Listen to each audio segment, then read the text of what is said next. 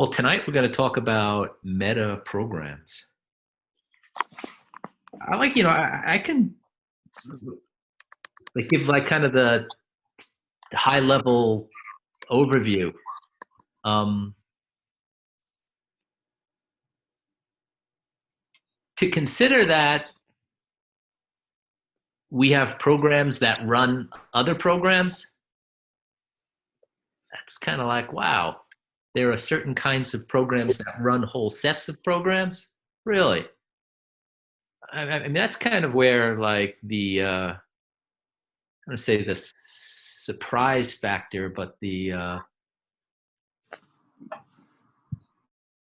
what kind of blew the lid off of like me thinking that what I do as I wake up in the morning and go about my stuff was always some conscious act, and then coming to see that it wasn't, because there are these things called meta programs that are running the show. I mean, they're not at the level of consciousness, they're below it.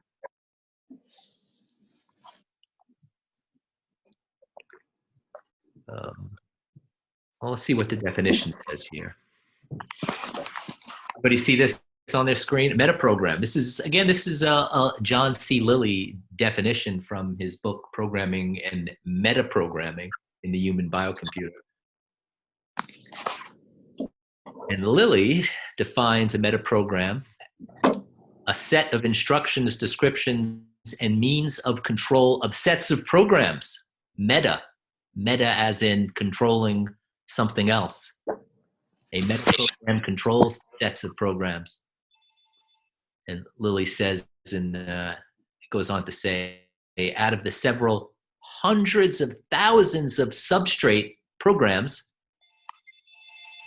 comes an adaptable, changing, wow, adaptable and changing set of thousands of metaprograms, fewer, that is to say. So out of the metaprograms as substrate comes something else: the controller, the steersman, the programmer in the biocomputer, the self-meta programmer. Okay. You mean there's some entity, whoever asked that question, what's an entity? Some entity that runs.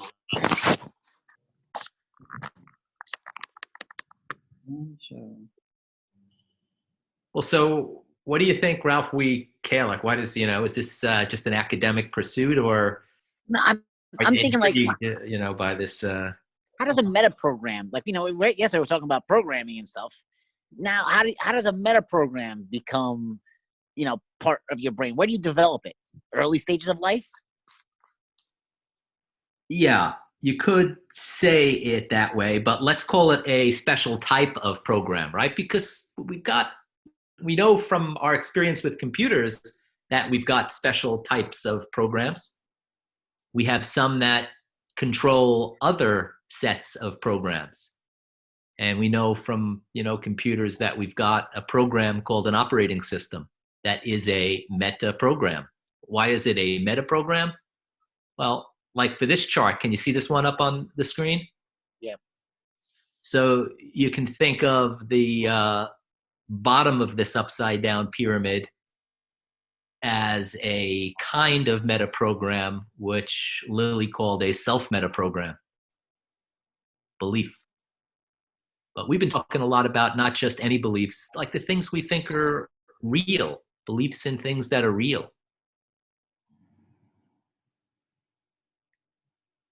And meta at that level, as in it controls whole sets of programs. So the self-meta programs down at that bottom level control the meta programs at that second level up. You can think of those as like our fight or flight or freeze responses, emotions. But emotions in like a specific sense of like, I know people throw that around kind of loosely about the kinds of things that put us in motion. Can you explain the flight or freeze? I've heard the term. So like we've been having chats with like Jesse and George about like, just talking and answering questions. And they'll both do this retreat thing or this freeze thing where if a question's asked, instead of just providing an answer to the question, hey, here's what I think, or even a tell me what that means, they'll just be like a blank stare or some diversion. Okay. So that reaction, that motion, whether it's to freeze up and not answer or to retreat and head for the hills, people do that, right, Ralph? You ask them questions, and sometimes, and I think John was saying last week or something, if you ask someone 5 questions, often by the 5th question, they're like, motherfucker, how dare you? You've asked them a few questions, and, well, the self-meta program has then triggered a metaprogrammatic fight, flight, or freeze. I think I told you the story about the guy, real guy, Tony, who goes into a bar when he goes out and gets into a fight every time. Did I tell you that? He did. So he what? He perceives a threat and he decides fight is his emotion. Yep. It's his program. Yep. His go-to meta program is. Yeah, we're getting awful simplified here, Mr. Kim. Yeah. Can we step back and reload this just a little bit? Sure. Okay. Perception could be conceived as a meta program, Your mental screen could be conceived as a meta program, for instance. Perception or my mental screen. Those, I think, would be both about the same thing. No, they're different. No? They're not close. No, perception's one thing, mental screen's something else. Okay. Okay. People perceive stuff that they never get on their mental screen. Okay.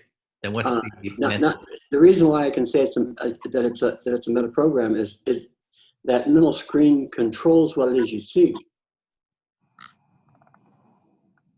If it ain't on your mental screen, you can't see it, can you?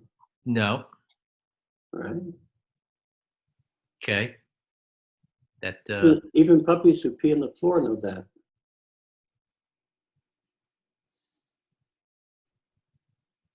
Say more about that. I feel like a puppy peed on the floor. They never look at where they went on the floor. They don't do it. They are not going to look. By gollies, they won't. Oh yeah, I've seen that. Yeah. Yeah. Well, we do the same thing. When we get caught about something, we don't want to look at it, so it doesn't show up on our mental screen. Okay, so that makes sense now. So you're saying that a perceived threat. So a mental screen is a meta program. It controls sets of programs. It controls. Now, is it a self meta program or is it a meta program? I don't know. I know it controls sets of programs. Whether it's self or meta or just simply meta, I don't really care. That's just what it is. Yeah, that sounds like the point that you're making is it just doesn't matter. The point is that mental screen controls other sets of programs. I won't look at that. It won't even enter my mental screen. Right. Let's go back though to the screen, Terry. If we could go back to the screen that showed that one, the one with the go forward one. No, the next one. No, the other way. The other way.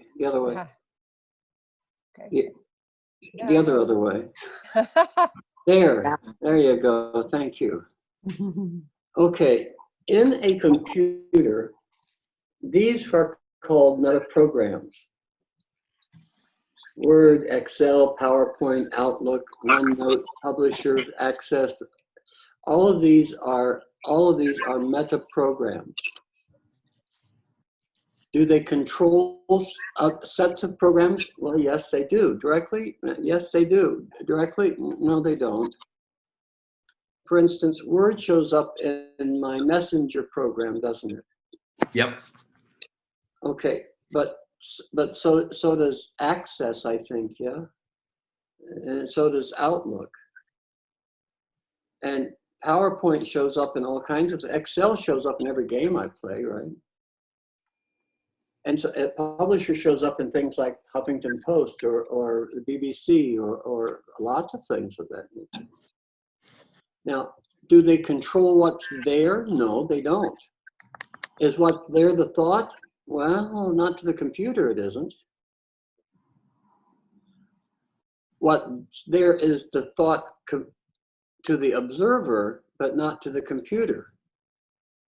To the computer, what's there is the control mechanisms from the operating system through these meta programs into all of the apps that you've got all over your phone.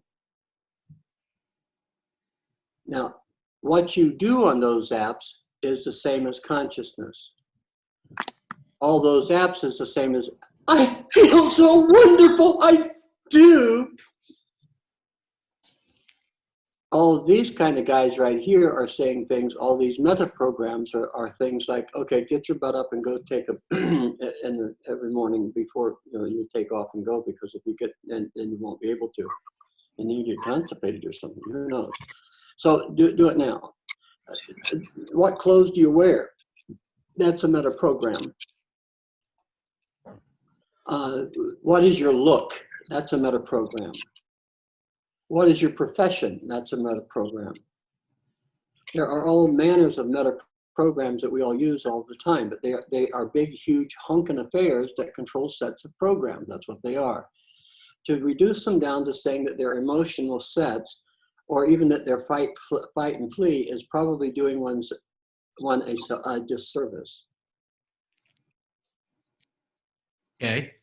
So the believed threat, here we go. In other words, I have to believe something's a threat. When did I decide that it was a threat? When I was how old?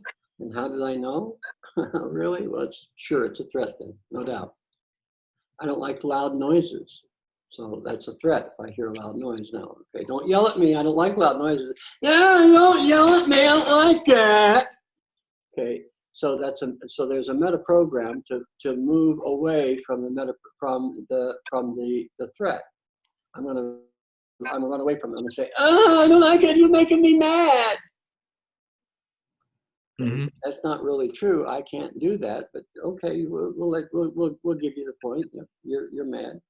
Now, what are the programs you're gonna do? You're gonna run away. You're gonna fight, or you're gonna freeze. If I say, hey, now cut that out, and you just say, and you sit there and pout, then that's freeze. If you say, okay, goddamn, I don't want to, you can't tell me, you're not my boss. Nobody died made you boss. That's fight. If you say, I'm going to tell mom, and you run and hide in your room, that's flight. Now, subroutines and logical things is you can defend, you can argue, you can avoid, you can do all kinds, you can evade, you can do all kinds of stuff. You can lie, you can pretend, you can live in a fantasy world. You can say, I know. You can say, nah, nah, nah, nah, nah, nah, nah, nah, nah, nah. You can do all those kinds of things. Okay, all of those are great subroutines and logical reasons. They're grand, but the problem isn't about any of those things. The problem is you believe that there's a threat where there isn't one. That's a problem. Why do you believe that? Why not change it, by golly? How hard could that be to say, gee, that's not a threat, is it? Yeah, that's what you'd asked Ralph about what was it, Ralph? Talking to people and my employee emotion. That's right. Yeah. So the thing is that okay, if we're gonna, since she's got this up here, a meta program would be the impulse or movement toward or movement away. In other words, look, the vast majority of the arguments and disagreements and agreements and so forth that we have with each other are based on the broad swaths called movement toward and movement away. if there's no movement toward, there won't be any agreement. If Yeah. there's movement away, there won't be any agreement. The only way that there will be movement, the only way there will be agreement is movement toward. That's it. That's a very limited response. Now, controls are sets of programs for as fight, seek validation, or flight. I'm not sure where she came up with all these things. Control subroutines, defend where offended, if argue, whine, show me I'm okay, sulk and pout. Well, Terry. This was think. I'll take. I'll. She's an expert, so I'll take her word on This is. I was thinking about our conversations with Jesse. Yeah, I know. Well, that's not that. You know, that's not representative of everybody. You know, that's just representative of Jesse. You know. Yeah. Those are his problems, not everybody. Right. Exactly. This was a specific, not a general. Yeah. There you go. So anyway, that Ralph, maybe that'll help you understand this a little better there. Does it, Ralph? It does. Now, did I hear you say before that perception could be a meta program, John? Sure, perception would definitely be a meta program. You decide what you perceive. You know, I mean, people say, "Oh, I see what's there." Oh, bullhunky. Nobody sees what's there. They see what they perceive, and what they perceive is programmed, even down to color, because we have words for it. See. If we don't have a word for it, we can't see it, can we? I mean, we can, but we mostly we don't. We say, "Oh, that can't exist." It really takes some degree of slowing the thinking down to see things that are actually there. Slowing the thinking down to see things that are actually there. Yeah, the idea is to be able to see larger abstractions as a single concept. In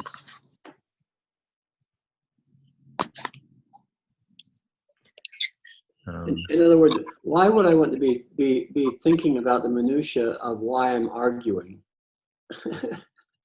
or why is he or she arguing when I'm over here saying, okay, what's the threat? What are you arguing about? What is it that's threatening you that you feel like you have to fight? I'm not fighting. Okay, well, what is it that you do then? What is that? What's the threat? There's not a threat. I'm not threatened. Well, you sound threatened. No, I'm not either. Okay, cool. You're not. Son of a bitch. Excuse me. I'm getting into my old age here. I look like a threat to me. You know that people respond with these logical things, Ralph, and they just don't know any better. They can't see it. You got to slow down and be able to see larger abstractions to do that. So for me personally, I don't see any particular reason why I want to spend time in the minutia of reason when everything's going to be filtered through what I believe is real anyway. So why not take care of that part? You know, like you take care of those pennies and dollars. They're pretty easy to take care of, that they say. Yeah. Like you're dealing with really what's going on instead of Yeah. You know, okay. Well, in computer world, right? Yeah. If my computer gets a virus, the problem isn't in the app. The problem isn't in what I'm writing to Terry about on chat. Yeah. The problem is in the operating system of the frickin' computer, right? Or maybe in the operating system of the cloud someplace. Who knows where it is? But it's not what I'm writing. That's for sure. Yeah. Okay. And so the thing is that when we talk about how we think about things, we insist that what we can list is thought. But no, it isn't. No, it isn't. Say that again. What we can list is thought. What? Okay. Who's that? Look, I talk with my friend George here every now and then, right? And George has a stream of consciousness thing that he does where he just talks, okay? And he is the only one that can listen or hear it. You know, he lets other people listen in, but it's a conversation that he has with himself. Now he's pretty sure that because he's saying those things that's thought. Mm-hmm. He can't visualize the operating system itself.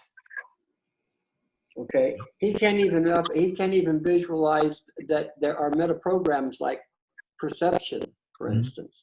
Okay, or like hearing, or like a sound spectrum, or like something that's like that. You can't see what you're looking with. Yeah. He can't see he can't see what he perceives with. So now the thing is this: is that he has a list of things that he talks about, or he thinks about, or he talks to himself about, maybe.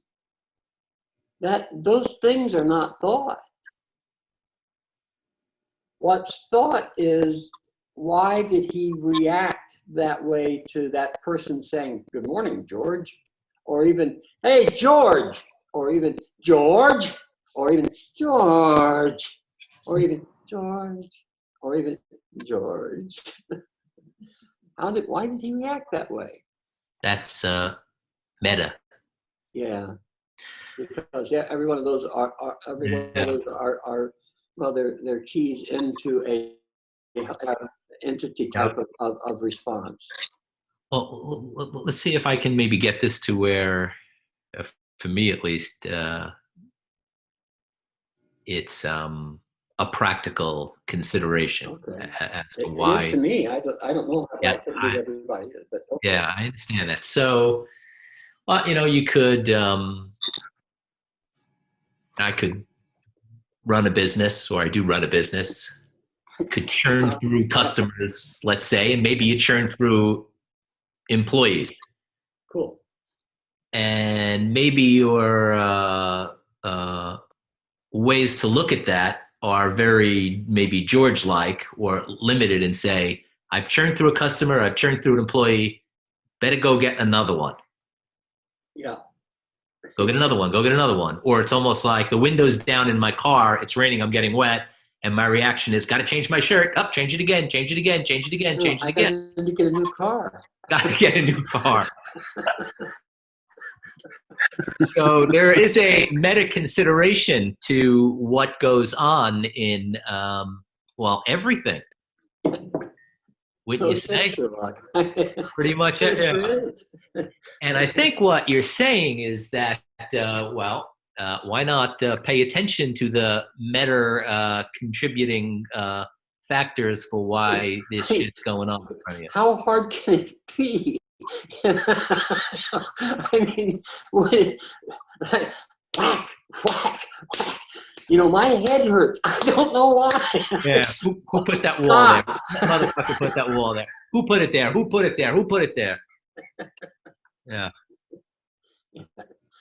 Somebody keep putting that wall in front of my head.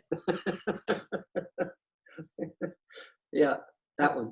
So this is valuable stuff, because if I'm going to navigate myself through life or my business, then I'm going to want to have a big old ass abstraction meta to see what is going on. I have such a good time with that particular idea, Ken. You probably can't imagine, but I can. I'll tell you what a good time I have with it. If you ask somebody a question and you frame it in a way that you use a relatively large abstraction, you'll find out pretty quick whether or not you want to talk to them. I think what you're saying is you'll find out whether there's going to be what the motion of John. Do you know what happens? What? Tell me about that. Do you know what happens when you do that? What? Is that they reload the last thing they said. Are you saying that often happens, or that's Oh man. your clue to like it ain't going anywhere yet? Always. It is maddening in its repetition. I got to tell you, because people will do it over and over, and it's like you just I'm going to go save the world. I'm going to go save the world. And you say, okay, well, listen, Are you what are you going to going do to that? I'm going to go save the world. And you say, okay, well, how much will that cost? And you just start asking them, you start expanding that thing out, and they say, well, like I was saying before, I'm going to save the world. Yeah. And it's like, it just reloads. It's Yeah. really fun. Yeah, You know, John, that's happened to me. And I mean, talking to people, when you don't give them that context, right, that they're striving for, when you leave it open too big, Yep. I never realized it, but they literally, word for word, will double back because they don't know how to engage the idea you just presented. They don't know where you went. They're like, what just happened? Where did the conversation Whoa, go? that was really deep, man. Yeah. Now, that's I've just never heard you explain it that way, but I've seen this happen. Yeah. When I first learned it, I shouldn't tell this story, I guess, in public, but okay, here goes anyway. Was these two guys, well, it's a guy and a girl taking acid, right? And the girl's sitting like on a shag rug with her back against the couch, and she's saying, "Oh, the walls are melting! Oh, the walls are melting!" And the dude's sitting there, looking around for a doobie or something. He says, "Far out."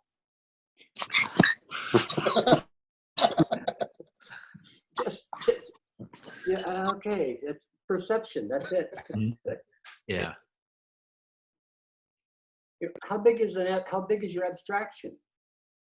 What can you look at? What can you absorb and say, okay, that fits. You know, John, another place I've seen this is with kids. Yeah. Right. And you know, as a parent myself and being involved with everybody here over the years, I've learned how to like fish a large abstraction out in front of one of my kids that might be a little more than I think they can handle, right? Right. But then they very often surprise me by how much of that abstraction they actually pick up. Oh man, they get it all. Right? Right. You know who can tell you that story? Is Elise Kaminsky. I bet that she has a memory of a particular trip from Guadalajara to Chapala, Mexico, Jalisco, Mexico, with a couple of kids. Oh, from Chapala to Jalisco? Yeah, from Guadalajara to Chapala or something like that. Yeah. Mm-hmm. Yeah, I was riding in the car with John's two grandchildren, Megan and Joshie. And Megan started to ask me questions about some bigger abstractions that I wasn't paying any attention to. And she had it down.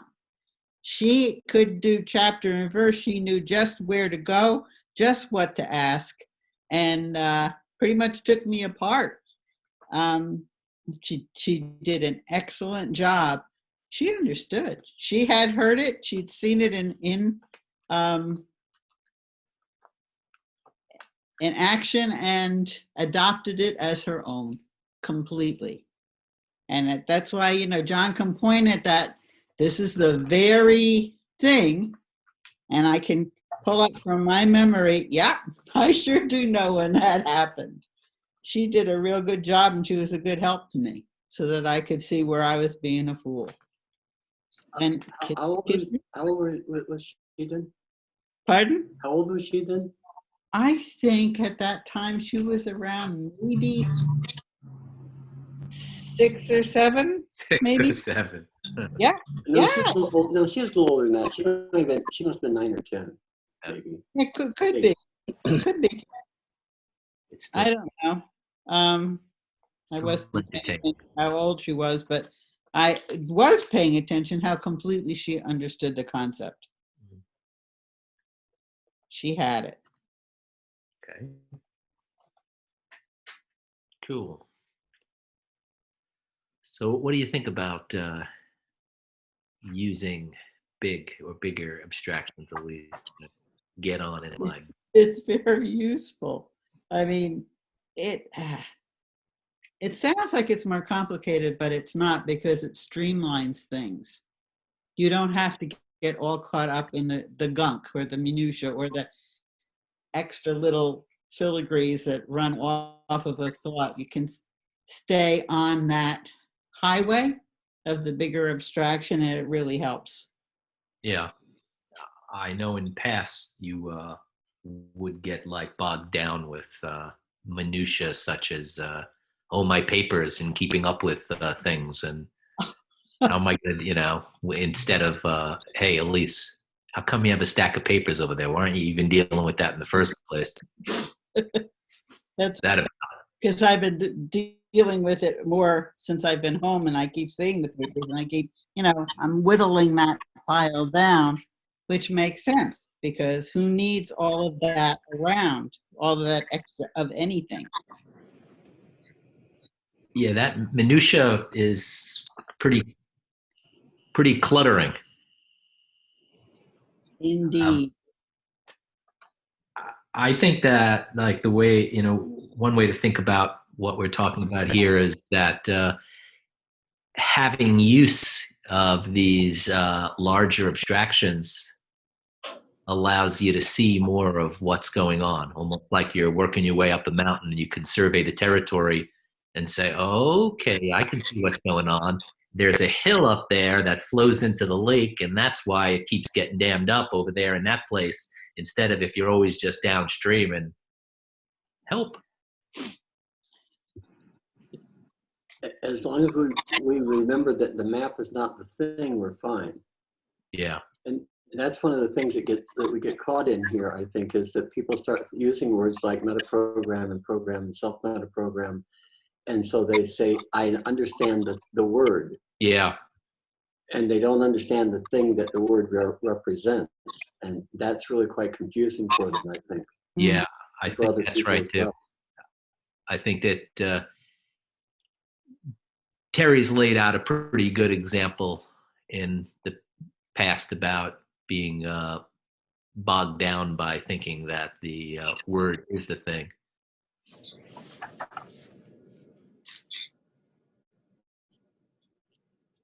I can take this set of concepts and turn them into hard and fast things, but they're not.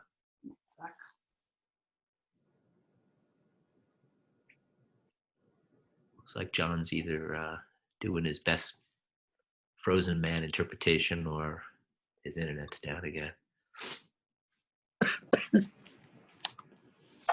No, I just like watching you squirm, Ken.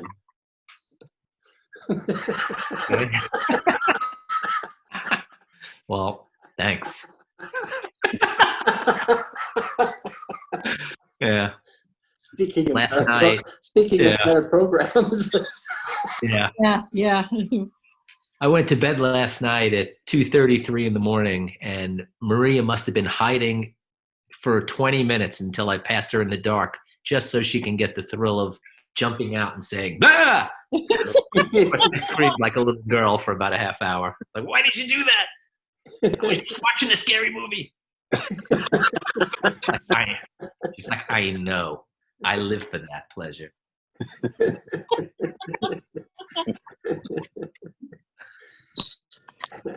So who's with you? Everybody, any questions and comments of participants? Let me say some hellos. I know we got Ralph and Chris, and hey, someone named Corey, welcome. George and Jesse and Miguel, and people on phone numbers. You could ask questions on the chat down below if you've got them. I think Chris Olson probably understands metaprograms pretty well. Don't you think so? Well, I'm not sure, but I see his mic is activated, so we can check in with Chris. Chris Olson, how you doing? Good. What's this thing about metaprograms here? I think I also have understood the words, but haven't really looked at what that's about. That I gotten caught up in the minutia and the logical thinking about it, and trying to get through that place instead of going back to the meta program and seeing where that came from. Could we say that that whole process you described would be something like an evasion of looking at something else, as opposed to? I don't think that's fair to say. Okay. That's evasion. I think evasion's contributed to it, perhaps, but that thing itself is not evasion. If you can't hold an abstraction that's that large, you can't. Mm. And that's one of the things that people have difficulty with, is when you first begin to think about actually think with programs and with meta programs, when you start saying, okay, I'm going to manipulate this meta program to accomplish this thing I want to do, or especially to accomplish this communication, it means that you have to hold your thinking in a different form. You have to visualize your thinking, for lack of a better way of saying it. That's not accurate. It's just that's the way to point at it. Okay, but let's say that you have to visualize your thinking in a different way. And it's difficult for people to do that unless they're practicing using larger and larger and larger abstractions. Okay, and so things like history and how history relates to how things that happened in the 18th century related to the things that happened in the 20th century and so forth. How did those things interact, and how did history build into those things, especially with things like religion and kingships and the history of empires and that kind of stuff. It tells you a lot about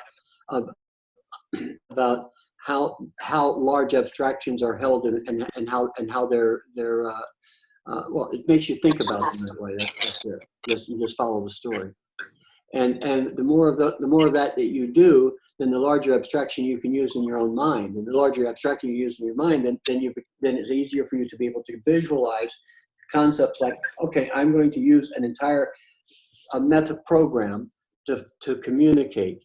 It's not so difficult when you're using Word, for instance, but apparently it's too difficult when you're using your own brain. Okay. Too mystical, right, Ralph? I mean, not Ralph. Right, Chris? Chris? It's too mystical, right? Let's see if he's on. Chris, can you hear us? Okay. Okay. We scared Chris away, or he's got a mic. So, see, here's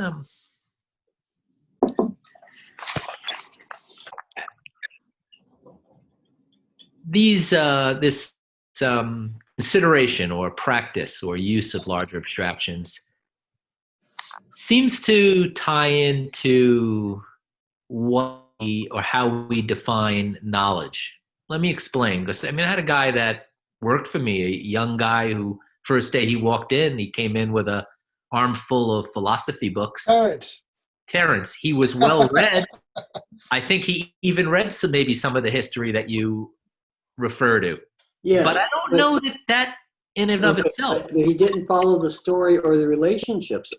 Remember, I checked. Yeah. Like, what does that mean? Or a content? Like, for instance, I checked. I said, okay, so tell me about why it is that the church was why it was that it was so important that the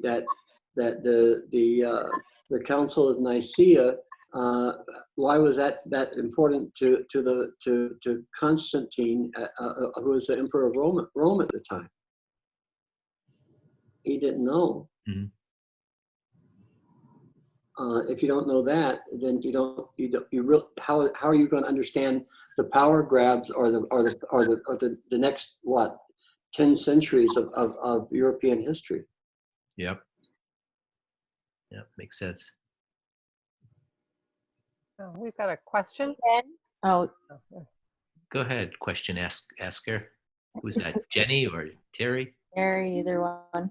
Go ahead, Um, Patty. Miguel's asking, what is a larger abstraction versus a smaller one? 2 plus 2 is a small abstraction, right? That's fairly easy. 2 plus 2, 4, right? Okay, but how about 4,479 divided the square root of 4,799 times the cosine of a right angle? That's a little bit different, a little larger abstraction, is it not? That would be an example. Yep. Quantum physics is Here's another one. Riding your donkey to town to visit your neighbors is a smaller abstraction than having a Buick.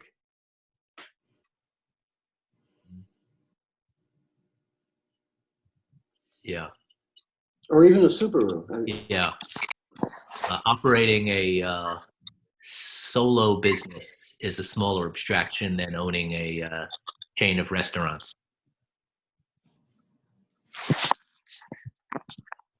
Making pancakes is a is a smaller abstraction than losing a chicken.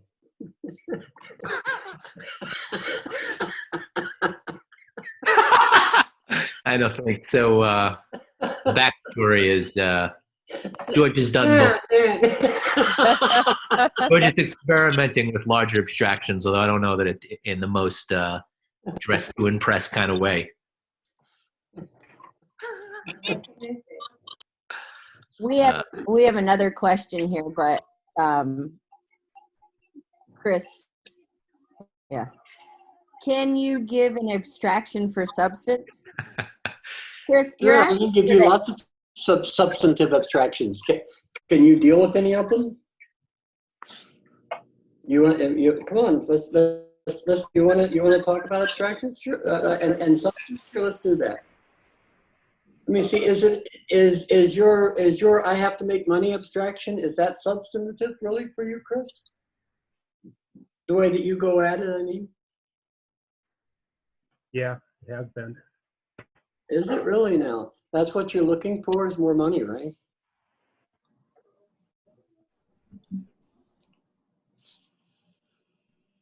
Well, I think what I'm looking for is stable money. Is what money? Stable money. Stable money? You should get a job shoveling hay. There you go.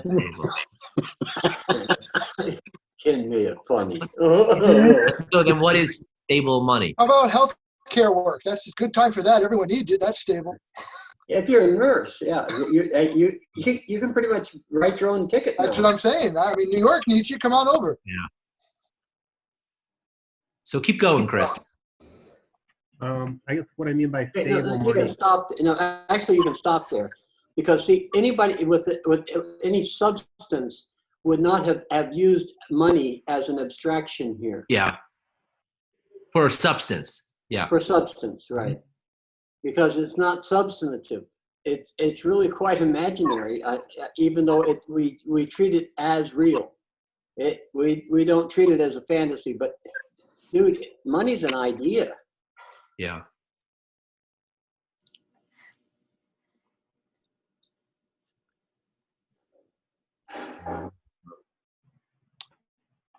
All right. Well, that seemed to scare you away, Chris. No, I was just thinking about it. I'm trying to find. All right. Well, here's something to consider. Okay. We've been having these talks with Jesse and George. And George works for quantum floats. And George's substance is about, how he thinks he comes across or what he can get or everything for himself. Considering something like making a business a better place.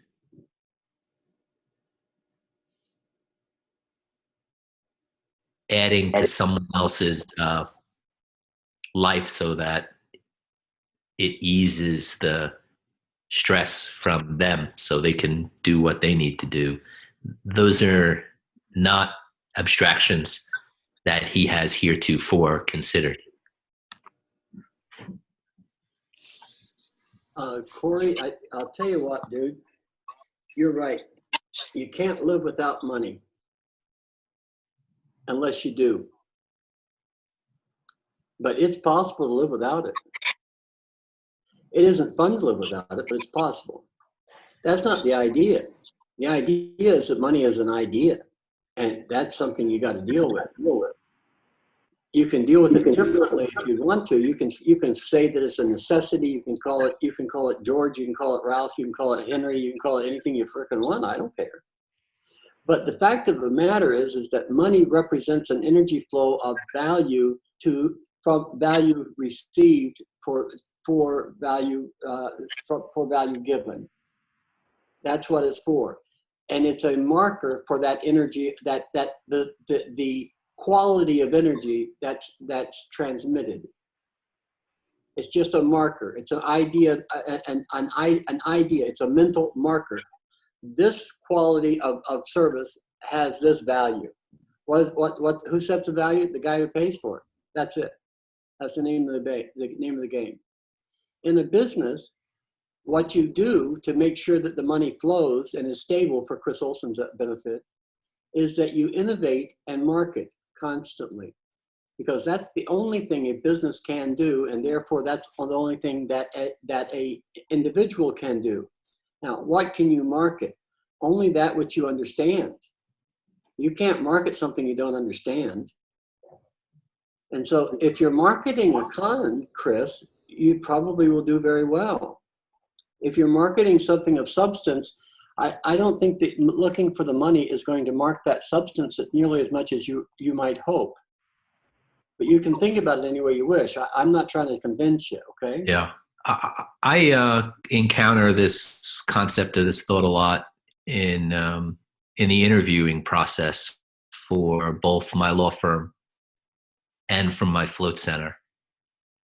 I understand, Corey, that prospective employees want to know how much money they're going to make.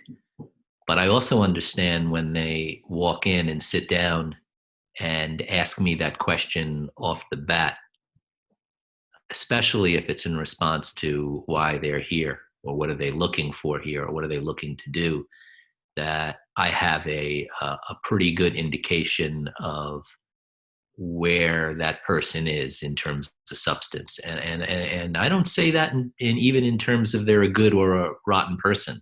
It's not that. It's just, it's a thought that I myself have had lots of times of like, well, what's the money about here? Only to find out that where substance is what I can do for the organization, what I can do for a community. Yeah, I get that money part, but it's more like an energetic exchange than something that I can't live without. Okay. What else here, folks? Any other questions here? It's always curious that money comes up with the discussion of meta programs. Did you notice that? Not really. What? Well, it always does. I think the reason is that meta programming entities communicate with using meta programs. And so whenever we start talking about that, people say, okay, well, how do I get that value? How do I communicate that value that you're talking about there as that meta program, that larger abstraction? How do I do that? Even though they may not be able to make that calculation consciously, the computer does. The computer does actually make that calculation, and it's not conscious at all. Okay. So that's the reason I think that's the reason why I've observed it coming up during this discussion for years. When we talk about meta programs, the biocomputer makes a calculation. Yeah, well, and if you need an entity to blame it on, it's just we could call it the self-meta programmer, okay, as opposed to consciousness. And so, is that a different me? No, it's the same you. It's just the one that doesn't talk to itself. The one that talks to itself is bogus. The other one that doesn't talk to itself, that one works better. Yeah. Yeah, that makes sense.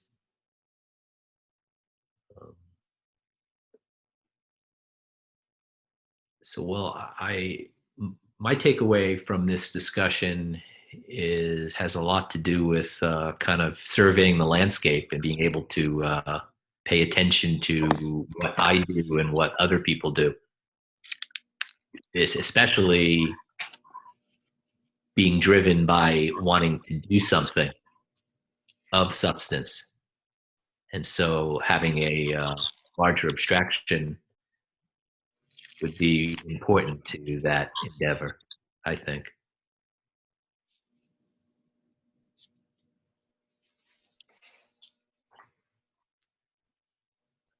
Thoughts, comments on that? I have a thought.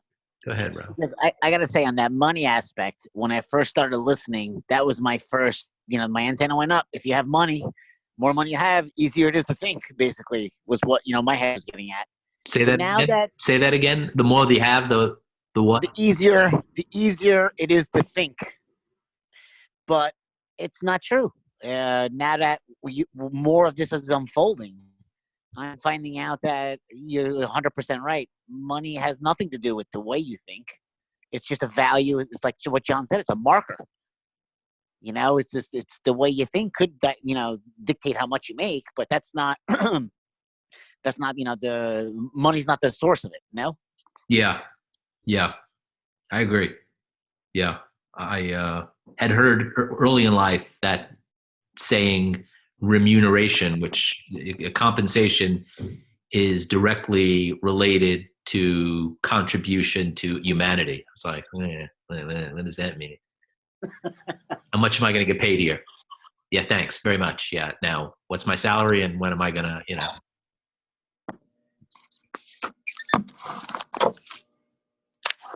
And even being a lawyer, and scratching my head for a bunch of years, like, how do you become a partner at a law firm? Remuneration is in direct proportion to service to humanity. Remuneration is in direct proportion to service to a community. Remuneration is in direct proportion to service to, the people who you work with. I didn't always think along those lines. I was like, nah, I'm doing work. Look at how much work I'm doing. Where's my money? I think when I got it through that, I was working in a organization and needed to support partners and staff and things and care about how they went about their lives and putting food on their table.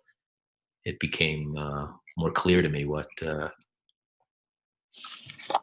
where money fits into the equation.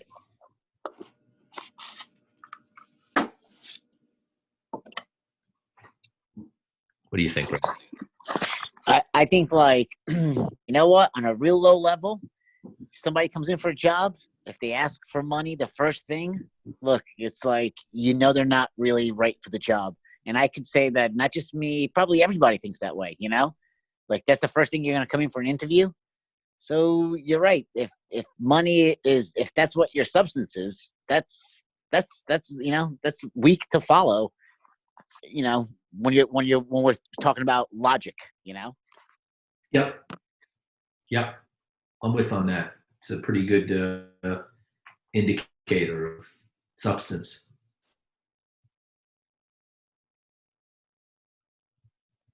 The meta programs is, again, in my head, I'm trying to dissect what are the ones I created, because I'm realizing now, listening through, only ourselves can really do any of this. And it's this thought, it's thinking about, where is my meta program?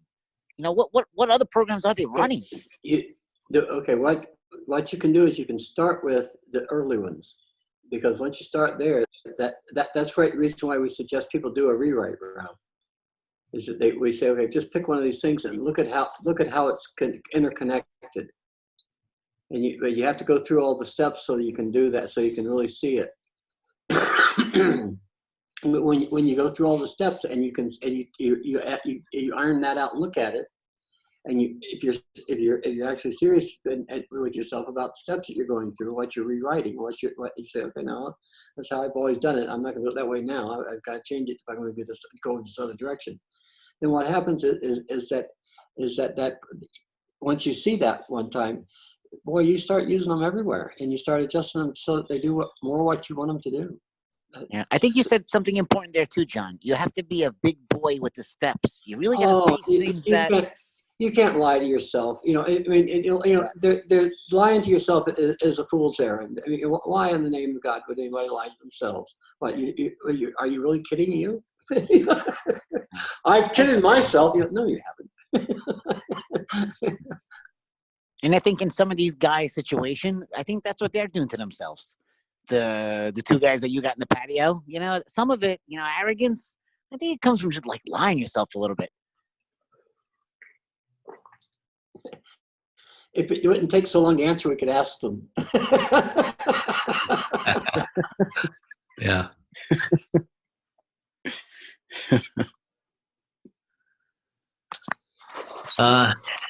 You guys good? You got? You invite them for next week. Before we go tonight, you want to invite our attendees to next week's patio chat. Yeah. What with Vanessa? Hey, Vanessa, how are you? I'm great. How are you? Good. Good to hear your voice.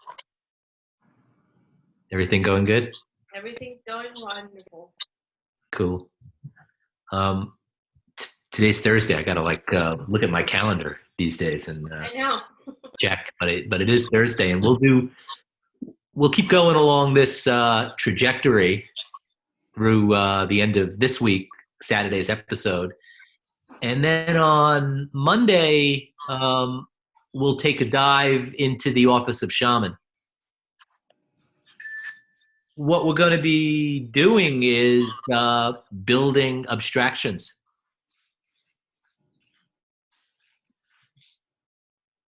The book, for those that read it, culminates in a big old abstraction called agreement. And it's depicted visually. Remember, the word's not the thing. It's kind of like a map that we're talking about with something that I think John put together called the playing field. And, we'll work our way toward that, from building up abstractions in a practical, useful way. So what we're going to do is we'll finish up tomorrow, we'll finish up Saturday, and then Monday night, and if it's okay with everybody, I want to start Monday night at 8 p.m. instead of 7 p.m. because that seems to work better. We're going to start Monday with a dive into the Office of Shaman. Go ahead, John. But I might suggest, Ken, that maybe what we could do so we don't waste people's time is that we could post a chapter or the chapter you're going to cover as an audio file for people so they could listen to it at their leisure before we came on to discuss it. If you have the technology to do that, that'd be great. We have the technology. It's called a tape recorder. Yep. It sometimes it makes funny noises, but Chapter 1. You're the antagonist at the we'll get that done. That's good, and then we'll post it or get it out there somewhere. We should be able to. What we should be able to do is get that out before, so that they can listen to it. Like we could send it out to them. To everybody that attends, we could send it out to them and say, okay, here, listen to this during your day, right? Yep. And then they listen to it, and then that night we talk about it, and we do the same thing the next day. So, all right, it's great. We could maybe. How's that sound to those listening, Ralph? That sounds like no dichotomy for me there. Very good. Good. Cool. All right. Well, that's coming on Monday. What else? What else you got, John? You got something? No, I don't have anything on the stove, so I'm just going to take off. Bye. Adios. Thanks everybody who participated and who listened in. Thanks panelists. Thanks attendees, and we'll see you tomorrow night when we talk about what, Terry? Tomorrow night we'll start going into orientation and impulse.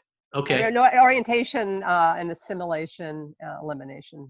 Those Okay. next steps on a program. Yeah.